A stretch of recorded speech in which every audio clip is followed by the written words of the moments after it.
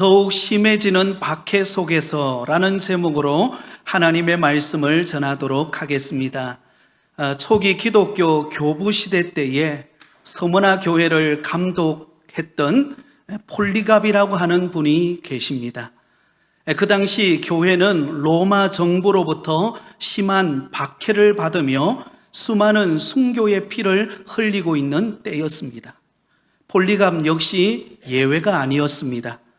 그가 붙잡혀서 화형대 앞에 서게 되었을 때 집행관이 그 폴리갑에게 회유하며 지금이라도 늦지 않았으니 배교하라고 그렇게 권했습니다. 그때 폴리갑은 그를 향하여 이렇게 대답합니다. 나는 86년 동안 그리스도를 섬겨왔고 주님은 나를 한 번도 모른다고 말한 적이 없다. 내가 어찌 왕이시오 나의 주님 되시는 그리스도를 부인할 수 있겠느냐. 그러자 그를 화형대 장작더미 위에 그를 올려놓았을 때 폴리갑은 더욱더 담대하게 이렇게 외쳤습니다. 그대들은 1시간가량 사르고 없어질 불로 나를 위협하고 있지만 그러나 어찌하여 장차올 심판의 불을 모르는가? 왜 이리 지체하고 있느냐? 어서 장작더미에 불을 붙여라. 그리고는 여러분 아주 평화로운 가운데 찬양을 드리며 그 불타는 장작더미에서 순교를 당했다고 합니다. 여러분 이 폴리갑은 끝까지 믿음의 절개를 지켰던 것입니다. 사랑하는 여러분, 신앙생활이 무엇일까요? 여러분 신앙생활이라는 것은 어떤 상황 속에서도 어떤 고난 속에서도 끝까지 믿음의 절개를 지키는 것이 신앙생활입니다. 끝까지 믿음의 경주를 포기하지 않는 것입니다. 오늘 우리가 읽은 본문의 말씀에 보면 하나님께로부터 이스라엘 백성들을 애굽 땅으로부터 구해내라고 하는 사명을 받은 모세가 아론과 함께 애굽 왕 바로 앞으로 가서 서게 됩니다. 그리고는 그에게 담대하게 이렇게 말합니다. 오늘 본문 1절입니다. 그 후에 모세와 아론이 바로에게 가서 이르되 이스라엘 하나님 여호와께서 이렇게 말씀하시기를 내 백성을 보내라. 그러면 그들이 광야에서 내 앞에 절기를 지킬 것이니라 하셨나이다. 내 백성을 보내라. 그러면 그들이 광야에서 내 앞에 절기를 지킬 것이다. 그렇게 하나님의 말씀을 바로 왕에게 전했습니다. 하지만 그 말을 들은 애굽 왕 바로의 반응이 어땠을까요? 여러분 이 바로 왕은 단호하게 거절하면서 이렇게 대답합니다. 2절입니다. 바로가 이르되 여호와가 누구이기에 내가 그의 목소리를 듣고 이스라엘을 보내겠느냐. 나는 여호와를 알지 못하니 이스라엘을 보내지 아니하리라. 여러분 바로 왕은 모세와 아론을 향하여 단호하게 거절하면서 말하는 것입니다. 여호와가 누구이기에 내가 그의 목소리를 듣고 이스라엘을 보내겠느냐. 나는 여호와를 알지 못하니 이스라엘을 보내지 않겠다. 여러분 한마디로 말해서 나는 하나님을 알지 못하니 보낼 수 없다라고 하는 단호한 거절이었습니다. 그리고는 여러분 도리어 더욱 마음이 완악해진 바로 왕은 어떻게 행동합니까? 이스라엘 백성들을 더욱 박해하면서 노역의 강도를 높이기 시작합니다. 바로 왕은 이스라엘 백성들의 감독들과 기록원들에게 이렇게 명령합니다. 우리 7절과 8절은 우리 함께 읽겠습니다. 너희는 백성에게 다시는 벽돌에 쓸 집을 전과 같이 주지 말고 그들이 가서 스스로 집을 줍게 하라. 또 그들이 전에 만든 벽돌 수요대로 그들에게 만들게 하고 감하지 말라. 여러분 바로 왕이 지금 무슨 명령을 내리고 있습니까? 벽돌을 만들 때 꼭 필요한 것이 짚이었는데 그 짚을 이제는 이스라엘 백성들에게 주지 않고 벽돌을 만들라는 것입니다. 수요대로 그 목표량을 달성하라고 하는 것입니다. 이제는 여러분 아예 벽돌에 쓰는 칩을 주지 않는 것입니다. 그러면서 계속해서 전과 동일한 수량의 벽돌을 만들도록 명령합니다. 여러분, 여기 벽돌에 쓸 칩을 주지 않는다는 것은 무엇을 의미합니까? 바로 벽돌에 쓸 칩을 직접 가서 구해오라는 것입니다. 이것은 이스라엘 백성들의 그 고역을 더욱 무겁게 하고자 하는 의도가 담겨 있습니다. 이스라엘 백성들로 하여금 온통 노역하는 일에만 바쁘게 움직여서 가서 짚을 주워오고 그리고는 벽돌을 쌓아서 만드는 일에 온통 그게만 신경 쓰도록 그렇게 만들었다는 것입니다. 사랑하는 성도 여러분, 더욱 박해가 심해지는 가운데 이 바로왕을 보면서 우리는 무엇을 발견하게 됩니까?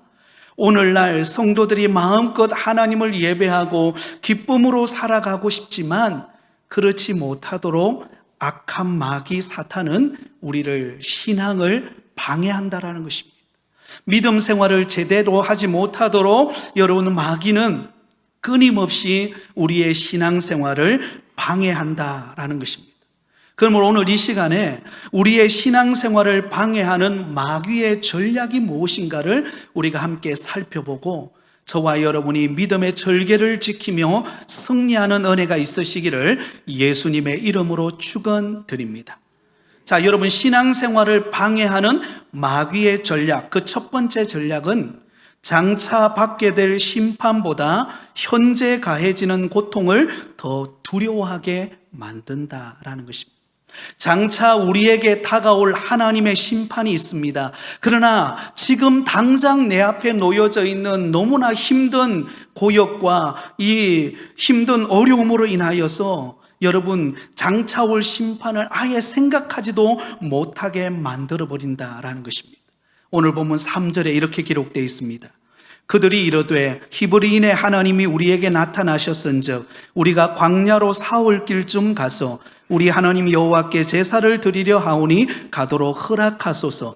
여호와께서 전염병이나 칼로 우리를 치실까 두려워하나이다. 자, 여러분 여기 보면 모세와 아론이 바로왕 앞에 서서 이렇게 말합니다. 하나님께서 우리에게 나타나셔서 우리가 사흘 길쯤 가서 광야에서 하나님께 제사를 드리라고 했는데 허락해 달라. 그러면서 만일 하나님의 말씀대로 행하지 않으면 하나님께서 전염병과 칼로 우리를 치실까 두렵다. 이렇게 말합니다. 여러분, 하나님의 말씀대로 행하지 않을 때 장차 임하게 되어질 그 하나님의 심판이 얼마나 크고 두려운가를 말하고 있습니다. 여러분, 그럼에도 불구하고 애굽 왕 바로는 그 말을 듣고 어떻게 행동합니까? 아예 그 말을 여러분 무시해 버립니다.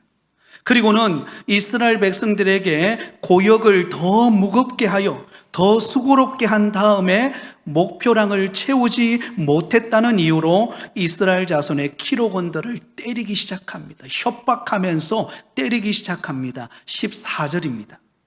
바로의 감독들이 자기들이 세운 바 이스라엘 자손의 기록원을 때리며 이르되 너희가 어찌하여 어제와 오늘에 만드는 벽돌의 수요를 전과 같이 채우지 아니하였느냐 하니.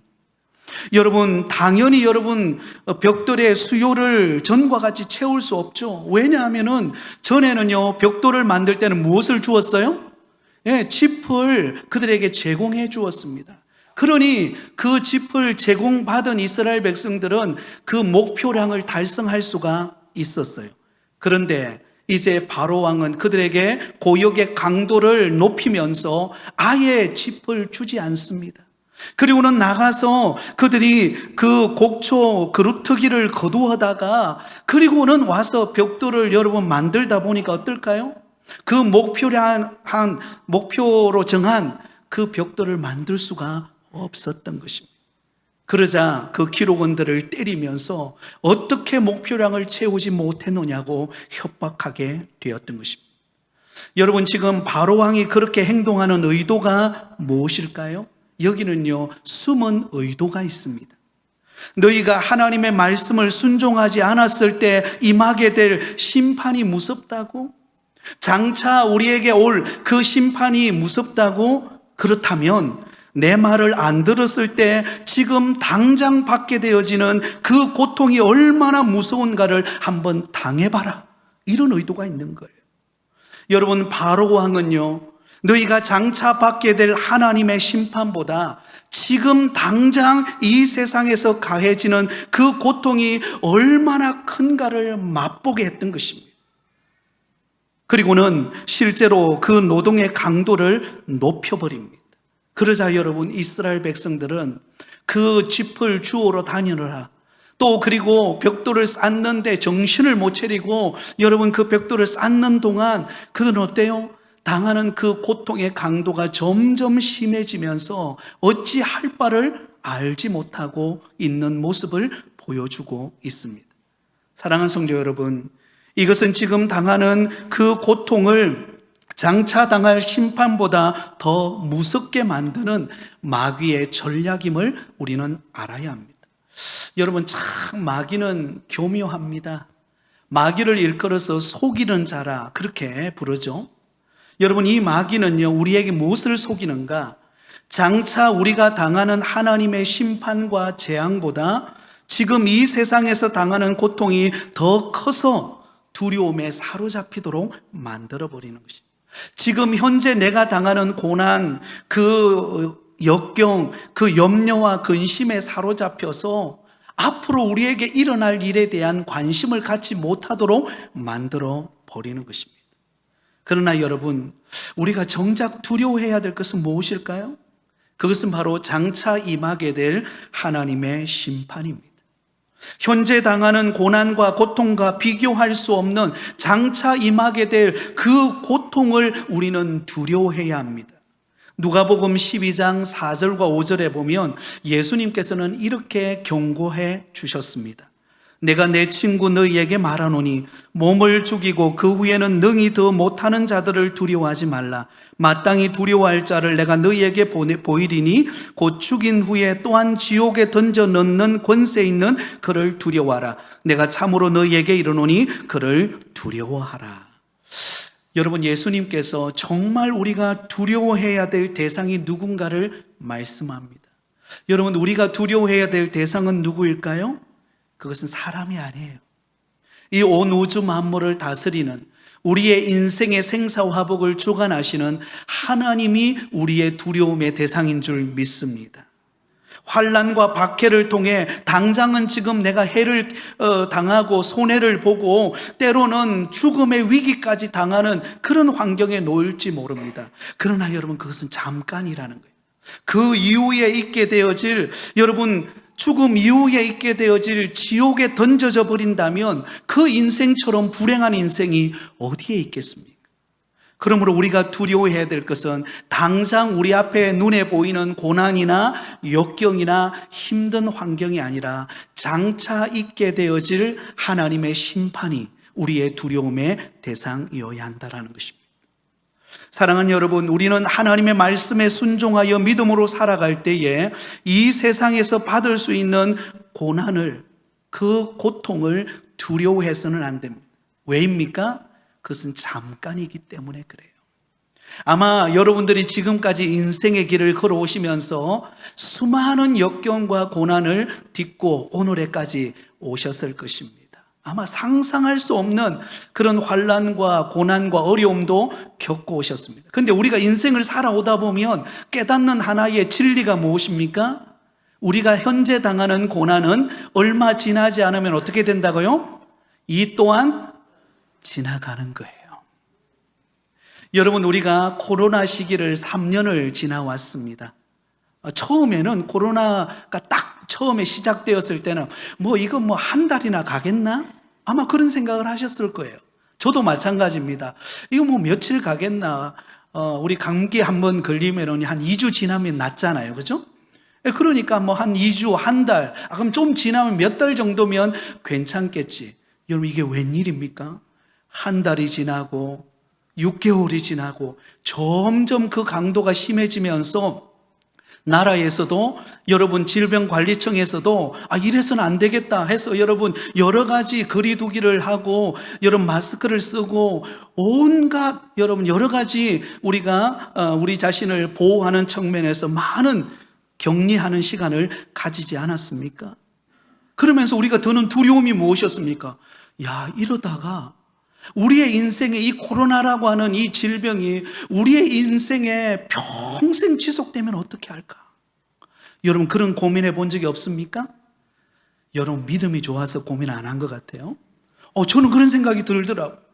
또 목회자로서 우리 성도들과 함께 예배하는 이 은혜의 자리에 와서 예배하는 그 감동적인 예배의 순간을 혹시 경험하지 못하고 여러분 유튜브라든지 아니면 집에서 이렇게 예배 드리는 상황이 지속되면 어떻게 할까? 여러분 그런 두려움이 제 마음에 찾아오더라고요. 근데 여러분 3년이 딱 지나니까 어떤 일이 일어나죠? 이제는 여러분 이 코로나를 두려워하는 사람은 없습니다. 몇 사람 되지 않아요. 이제는 아마 내일부터는요, 이제는 병원을 제외하고는 다 여러분 마스크를 벗을 수 있는 자유가 주어지게 되었습니다. 뭘 의미하죠? 이 땅에서 당하는 고난과 시련은요, 잠시 잠깐이라는 거예요. 잠시 잠깐 지나고 나면은요, 또 안 될 것 같은데 새로운 환경이 열립니다. 할렐루야. 여러분 우리는 고난을 당하고 환난을 당하고 어려움을 당하면 죽을 것 같아요. 이제 끝났구나. 모든 게 망하게 되었구나. 아니요. 하나님은 결코 우리의 인생을 망하는 인생으로 내버려 두지 않습니다. 고난과 어려움과 환난 속에서 우리를 다시금 일으켜 주십니다. 이 또한 지나가게 하셔서 새로운 은혜를 우리 가운데 공급하시는 분이 우리를 사랑하시는 아버지 하나님이심을 믿는 저와 여러분이 되시기를 바랍니다. 여러분 성경에 보면은요, 이 믿음을 가졌던 사람들이 있습니다. 그들이 누구입니까? 여러분 다니엘의 세 친구가 그런 믿음을 가졌습니다. 느부갓네살 왕이 금신상을 만들어 놓고는 조서를 내리죠. 누구든지 이 금신상에 절하지 않는 사람은 맹렬하게 타는 풀무불에 던져 넣어 버릴 것이다. 여러분 왕이 조서를 내렸다는 것은요, 더 이상 변하지 않는다라는 것입니다. 그런데 그런 상황 속에서 다니엘의 세 친구는 어떻게 합니까? 그들은 여러분 믿음의 절개를 포기하지 않습니다. 지금 환난이 다가왔다고, 고난의 환경이 부닥쳐 왔다고, 당장 불거덩이에 들어가는 위기를 만났다고 그들은 두려워하지 않았습니다. 그들은 이렇게 고백합니다. 다니엘서 3장 16절에서 18절 말씀 우리 같이 한번 읽겠습니다. 시작. 사드락과 메삭과 아벳노고가 왕에게 대답하여 이르되 느부갓네살이여, 우리가 이 일에 대하여 대답할 필요가 없나이다. 왕이여, 우리가 섬기는 하나님이 계시다면 우리를 맹렬히 타는 풀무불 가운데서 능히 건져내시겠고 왕의 손에서도 건져내시리이다. 그렇게 하지 아니하실지라도 왕이여, 우리가 왕의 신들을 섬기지도 아니하고 왕이 세우신 금신상에게 절하지도 아니할 줄을 아옵소서. 할렐루야. 여러분 사드락과 메삭과 아벳노고는요, 느부갓네살 왕이 세워놓은 금신상에게 절하지 않기로 결단했습니다. 여러분 이 금신상에 절하는 것은 우상 숭배하는 죄에 속하는 것입니다. 하나님의 심판이 있는 죄악이었습니다. 여러분 이 죄를 범하게 된다면 그들의 미래는 어떻게 될까요? 너무나 암담한 것이죠. 그래서 이 믿음의 사람이었던 다니엘의 세 친구는 그들은 절하지 않기로 결단했습니다. 도리어 그 일로 인하여 그들은 맹렬히 타는 풀무불 가운데로 들어가는 것을 선택했습니다. 잠시 당하는 고난 앞에 두려워하지 않고 장차 하나님이 인정하시는 믿음을 선택한 것입니다. 그래서 그들은 이렇게 말하는 것입니다. 왕이여, 우리가 섬기는 하나님이 계시다면 우리를 맹렬히 타는 풀무불 가운데서 능히 건져내시겠고 왕의 손에서도 건져내시리다. 그리하지 아니하실지라도 왕이, 우리는 당신의 신들을 섬기지 않겠습니다. 우상 앞에 절하지 않겠습니다. 우리가 섬겨야 될 대상은 오직 하나님 한 분밖에 없기에 우리는 오직 하나님만 섬기기로 선택합니다. 여러분 이 믿음이 저와 여러분의 믿음 되기를 바랍니다. 이 세상은 당장 당하는 고난과 시련 앞에 주저앉으라고 말합니다. 염려하고 세상에 속하여서 세상 방식대로 살아가라고 말합니다. 그러나 아니에요. 그것은 잠시 잠깐이에요. 지나가는 안개와 같은 것입니다. 우리가 믿음의 길을 선택하고 하나님이 주실 은혜와 하나님이 주실 그 놀라운 축복을 바라보면서 믿음의 길을 선택할 때 하나님이 우리의 인생에 진정한 복을 허락하실 줄 믿습니다. 여러분, 다니엘도 그러했습니다.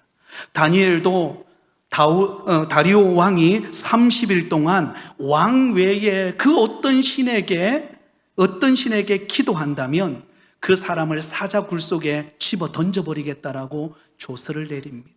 그러나 그럼에도 불구하고 다니엘은 지금 당장 당하는 그 고난 앞에 주저앉지 않습니다. 오히려 여러분, 다니엘이 어떤 행동을 보여줍니까? 다니엘서 6장 10절에 이렇게 고백합니다. 우리 같이 읽겠습니다.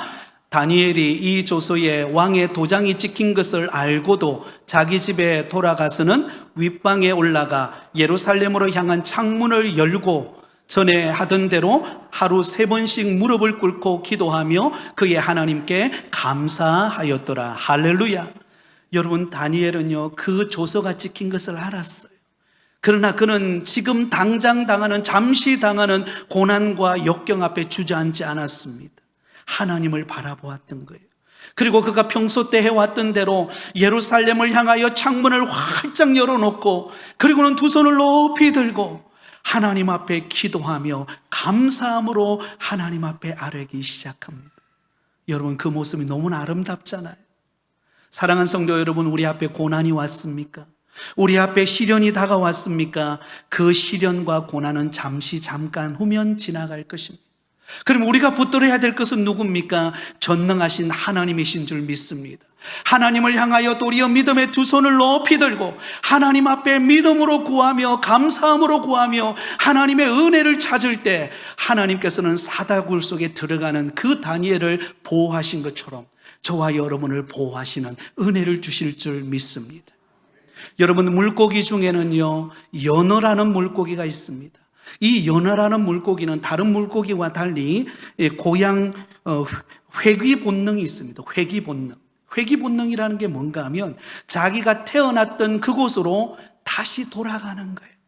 그래서 연어라고 하는 이 고기는요, 태어났던 곳에서 넓은 바다를 향하여 갔다가 그리고는 알을 베어가지고는 반드시 어디로 옵니까? 자기가 태어났던 곳으로 돌아옵니다. 여러분, 다른 물고기들은요, 세상 물결 따라 다 흘러갑니다. 그런데 이 연어라는 물고기는 회귀 본능이 있어가지고 자기가 태어났던 그 고향을 향하여서 그슬로 올라갑니다. 그슬로 올라가요. 그슬로 올라가면서 한눈 팔지 않아요. 그곳에 가서 자기가 품었던 그 알들을 쏟아내면서 또 다른 생명을 잉태하는 일을 위하여 그의 삶을 바칩니다. 사랑하는 성도 여러분, 저와 여러분의 신앙이 연어와 같은 신앙 되기를 바랍니다.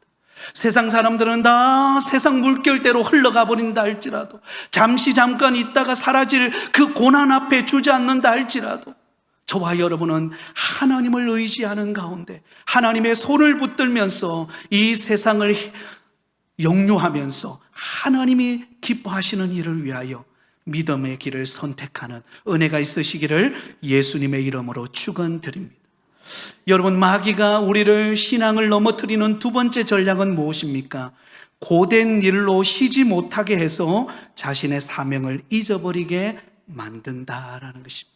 고된 일로 인하여 쉬지 못하게 바쁘게 만들어가지고 정작 하나님이 내게 주신 사명을 잃어버리게 만듭니다. 자, 오늘 본문 4절과 5절에 이렇게 기록되어 있습니다. 너희가 어찌하여 백성의 노역을 쉬게 하려느냐? 가서 너희의 노역이나 하라. 바로가 또 이르되 이제 이 땅의 백성이 많아졌거늘 너희가 그들로 노역을 쉬게 하는도다 하고. 여러분, 애국 왕 바로 왕은 이스라엘 백성들이 지금 열심히 해야 할 일은 어떤 일이라고 말합니까? 나의 종이 되어서 열심히 집을 주어서 벽돌을 쌓아서 만드는 일이 그들이 해야 할 일이라고 말합니다. 하나님을 위하여 하나님 앞에 제사 드리고 하나님을 예배하는 일은 아니라는 것입니다. 이스라엘 백성들의 사명을 망각하게 만듭니다. 여러분, 이것은 마귀의 전략입니다. 여러분, 마귀의 전략은 무엇인가 하면 오늘 내게 주어진 환경에 매여서 바쁘게 살아가게 만들어서 정작 하나님이 내게 맡겨주신 그 사명을 잃어버리게 만들어버리는 것입니다. 여러분, 우리는 그러므로 무엇이 중요합니까? 하나님께서 나에게 맡긴 사명을 붙드는 성도가 되어야 합니다. 바쁘면 바쁠수록, 힘들면 힘들수록 그때 여러분, 우리는 하나님이 내게 맡겨주신 사명에 초점을 맞춰야 합니다. 그래서 여러분, 누군가가 이런 말을 했습니다. 인생은 속도가 아니라 방향이라고. 인생은 뭐가 아니라고요? 속도가 아니라 방향이 중요합니다. 열심히 달려갔어요. 열심히 달려갔는데 내가 달려간 그곳이 목적지가 아니라면 어떨까요? 그것처럼 황당한 일이 어디 있겠습니까? 지난주 제가 금요일 날 토요일 1박 2일로 서울에 다녀오게 되었는데요. 그래서 점심을 먹으려고 서울의 성수동에 아주 유명한 그런 음식점이 있어서 그곳에 찾아갔습니다. 근데 이름을 탁 쳤는데 그곳에 찾아갔어요. 근데 한참을 가는데 그 건물 지하 3층으로 내려가는 거예요. 그 음식점이 지하 3층에 있더라고요. 그래서 좀 의아했어요. 음식점이, 그 유명한 음식점이 왜 지하 3층에 있을까? 그리고는 내려가서 찾아가서 가보았더니요, 이름은 똑같은데 그곳이 아니에요. 우리 했던 대로 된 거예요. 그래, 지하 3층에 음식점이, 그 유명한 음식점이 있을 리가 없지. 그리고 다시 쳤어요. 다시 쳐서 찾아가니까 다른 곳에 있더라고요. 그곳에 찾아갔는데요, 젊은이들이 얼마나 많이 모여서 음식을 먹는지요. 진짜 맛있더라고요. 여러분, 인생은 속도가 아니라 방향입니다. 여러분, 뭔가 열심히 달려가고 있지 않습니까? 뭔가 여러분 인생에 불어온 여러 가지 많은 수많은 문제와 수많은 어려움과 내게 맡겨진 일들로 인해서 막 분주하게 하루하루를 막 살아가면서 하루를 마칠 때 너무 지쳐가지고 오늘 하루 내가 뭘 했는가 되돌아보지도 못한 채 여러분 그냥 막 쓰러져서 잠들고 또 그 다음날 일어나서 부랴부랴 세수하고 아침 먹고 그냥 막 바쁘게 살아가면서도 나를 점검해 보지 못하고 무작정 바쁘게 여러분 달려가고 있지는 않습니까? 마귀는 우리로 하여금 이 세상 일로 더 바쁘도록, 더 힘들도록 만들어 버립니다. 이게 마귀의 전략이에요. 애굽왕 바로는 오늘 본문 5장 8절로부터 9절까지 이렇게 말씀하고 있습니다. 같이 읽겠습니다. 시작. 또 그들이 전에 만든 벽돌 수요대로 그들에게 만들게 하고 그들이 게으름으로 소리질러 이르기를 우리가 가서 우리 하나님께 제사를 드리자 하나니 그 사람들의 노동을 무겁게 함으로 수고롭게 하여 그들로 거짓말을 듣지 않게 하라. 여러분, 바로왕의 명령이 무엇입니까? 그들에게 정해진 그 벽돌 수요대로 만들게 하는 일에 온통 신경을 쓰게 만들어서 게으르지도 못하게 하고 그 일에 심취하게 해서 아무리 노력해도 목표를 달성할 수 없을 만큼의 중한 노동을 그들에게 지어놓고는 그들이 딴 생각하지 못하도록 만들어 버립니다. 이게 사탄의 전략입니다.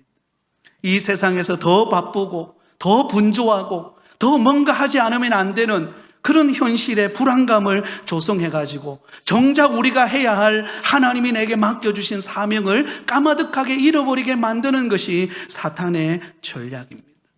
여러분, 요즘 사람들이 얼마나 바쁜지 몰라요. 여러분, 왜 바쁘냐고 물어보면요, 나도 왜 바쁜지 몰라서 바쁘대요. 나도 모른대요. 근데 바빠요. 그죠? 아무 일 안 하는 사람이 더 바쁘다 그러잖아요.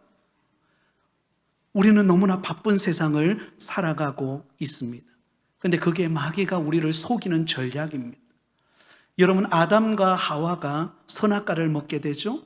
그런데 여러분, 마귀가 하와를 어떻게 속입니까? 하와를 속일 때 아주 교묘하게 속입니다. 그 선악과를 먹는 날에는 너희 눈이 밝아 누구처럼 된다고요? 하나님처럼 될 수 있다. 여러분, 우리가 바쁘게 살면, 우리가 뭔가 열심히 살면 성공할 것 같고, 뭔가 내가 이룰 것 같고, 뭔가 내가 해놓은 것이 업적이 있을 것 같죠? 바람 빠진 풍선처럼 새어나가 버리는 것이 인생입니다. 내가 노력한다고, 내가 수고한다고, 열심만 낸다고 중요한 게 아니에요. 속도가 중요한 게 아니에요. 방향이 중요한 거예요. 우선순위가 중요한 것입니다. 하나님 앞에 우리가 신앙의 우선순위를 딱 정하면 흔들리지를 않아요. 그것이 보여주는 것이 주일의 성수입니다. 우리가 하나님 앞에 예배하는 날은요, 세상 일은 쉬는 날이죠. 그럼 손해볼 것 같아요. 안 될 것 같아요. 그러나 여러분, 믿음의 우선순위를 딱 정하면 하나님이 우리를 붙들어 가실 것입니다. 하나님이 우리를 지켜주실 것입니다. 여러분, 호스피스 병동에서요, 많은 그 환자들을 간호하는 사람들이 수많은 환자들을 돌보고 난 다음에 그들이 책을 냈어요. 그러면서 그들이 하는 게 말이 무엇이냐면, 그 병들고 그 마지막 인생을 고통스럽게 죽어가는 그 호스피스 병동에 사는 사람들이 마지막으로 남긴 일이 말이 무엇인가? 내가 왜 이렇게 정신없이 살았을까? 내가 왜 이렇게 나를 한 번도 돌아보지 않고 살았을까? 왜 나는 다른 사람에게 좀 나눠주며 살지 못했을까? 그게 후회스러워진다는 것입니다. 이렇게 할 걸 왜 내가 그렇지 못했지? 사랑하는 여러분, 열심히 사는 것은 참 귀한 일입니다. 그러나 목적 없이, 우선순위 없이 하나님을 기뻐하는 일을 선택하지 않고 바쁘다면 우리는 마귀에게 속히고 있는 거예요. 여러분, 아무리 바빠도 하나님을 예배하는 일을 우선하시기 바랍니다. 아무리 힘들어도 하나님 앞에 두 손을 모으고 하나님의 도움을 구하는 여러분 되기를 바랍니다. 아무리 나를 얽매이는 고통이 찾아와도 입술을 열어서 주님을 찬양할 수 있는 여러분 되시기를 바랍니다. 주 안에 있는 나에게 딴 근심 있으랴. 십자가 밑에 나가 내 짐을 풀었네. 다 같이 주님을 찬송하면서 주님을 찬송하면서 할렐루야 할렐루야. 내 앞길 멀고 험해도 나 주님만 따라가리. 여러분, 내 앞길 멀고 험해도 주님 따라가면 주님이 우리 인생 책임져 주십니다. 마지막 세 번째, 마귀가 우리를 향한 넘어뜨리는 전략이 무엇인가? 결국 고난에 굴복하여서 쓰러지고 넘어져 실패하는 것이 마귀의 전략입니다. 자, 오늘 본문 19절에서 21절에 이렇게 말씀합니다. 우리 같이 읽겠습니다. 기록하는 일을 맡을 이스라엘 자손들이 너희가 매일 만드는 벽돌을 조금도 감하지 못하리라 함을 듣고 화가 몸에 미친 줄 알고 그들이 바로를 떠나 나올 때에 모세와 아론이 길에 서 있는 것을 보고 그들에게 이르되 너희가 우리를 바로의 눈과 그의 신하의 눈에 미운 것이 되게 하고 그들의 손에 칼을 주어 우리를 죽게 하는도다. 여호와는 너희를 살피시고 판단하시기를 원하노라. 아멘. 자, 여러분, 그 노역의 강도가 너무나 심해지니까요, 이스라엘 백성들이 번아웃 되어버렸어요. 이제 못한다. 아무리 목표량을 달성하려고 해도 목표량을 달성할 수가 없는 거예요. 그러니 여러분, 그 화가 치밀어 올라가지고 그 화를 누구에게 쏟아붓습니까? 모세와 아론이 보이니까 그들을 향하여 쏟아붓기 시작합니다. 여러분, 이게 마귀의 전략이에요. 스스로 넘어지게 만드는 거예요. 스스로 원망하고 불평하고 주저앉아서 나 못한다, 그리고는 끝나버리는 인생이 되게 만드는 것입니다. 또 한 군데를 볼까요? 22절 23절입니다. 같이 읽겠습니다. 시작. 모세가 여호와께 돌아와서 아뢰되 주여 어찌하여 이 백성이 학대를 당하게 하셨나이까? 어찌하여 나를 보내셨나이까? 내가 바로에게 들어가서 주의 이름으로 말한 후로부터 그가 이 백성을 더 학대하며 주께로도 주의 백성을 구원하지 아니하시나이다. 아멘. 여러분, 모세가 하나님을 향하여 항의하기 시작합니다. 하나님, 이 백성이 왜 이렇게 학대를 당하게 되었습니까? 어찌하여 나를 보내셨습니까? 이제는 사명까지도 다 흔들려 버려요. 여러분, 이게 마귀의 전략입니다. 우리로 하여금 바쁘게 만들어서, 세상 일에 분주하게 만들어서, 정작 내가 정했던 목표, 내가 이루고자 계획했던 것, 그거 못 이룰 때, 그때 우리는 어떻게 합니까? 낙심하여 주저앉는 거예요. 안 되는구나. 이제는 끝났구나. 하나님을 믿고 신뢰해도 하나님 내게 아무 일도 행하지 않고 있구나. 그리고는 절망하게 만드는 것이 마귀의 전략입니다. 사랑하는 성도 여러분, 그러므로 너무 바쁘지 마시기 바랍니다. 그 말은 일하지 말라는 이야기가 아니에요. 하나님을 찾으라는 것입니다. 하나님을 가까이 하시기 바랍니다. 하나님께 도움을 구하고 하나님께 지혜를 구하는 가운데 하나님의 인도하심을 따라가는 여러분 되기를 바랍니다. 그러면 실패하는 일이 없을 거예요. 하나님이 우리를 도우실 것입니다. 우리 마지막 이 성경 구절만 읽고 말씀을 맺겠습니다. 시편 23편 3절 4절입니다. 같이 읽습니다. 시작. 내 영혼을 소생시키시고 자기 이름을 위하여 의의 길로 인도하시는도다. 내가 사망의 엄침한 골짜기로 다닐지라도 해를 두려워하지 않을 것은 주께서 나와 함께 하심이라. 주의 지팡이와 막대기가 나를 안위하시나이다. 할렐루야. 그렇습니다. 여러분, 우리의 인생의 목자는 하나님이십니다. 하나님이 저와 여러분의 인생을 붙들고 계십니다. 우리의 미래는 하나님께 속해 있습니다. 할렐루야. 그러므로 하나님을 붙드시기를 바랍니다. 너무 정신없어가지고 하나님이 살아계신 것조차도 잊어버리고 내 힘만 의지하고 살아가다가는요, 우리는 어느 순간 허탈감을 경험할 수밖에 없어요. 그러나 고난이 있고 시련이 있고 어려움이 있어도 그것 바라보지 말고 내 인생의 목자가 되어서 나를 인도하고 계시는 하나님을 딱 붙들면 하나님이 우리의 걸음을 이끌어 가실 것입니다. 하나님이 반드시 저와 여러분에게 은혜와 복으로 역사하실 줄 믿습니다. 그 하나님과 동행하는 저와 여러분이 되시기를 예수님의 이름으로 축원드립니다.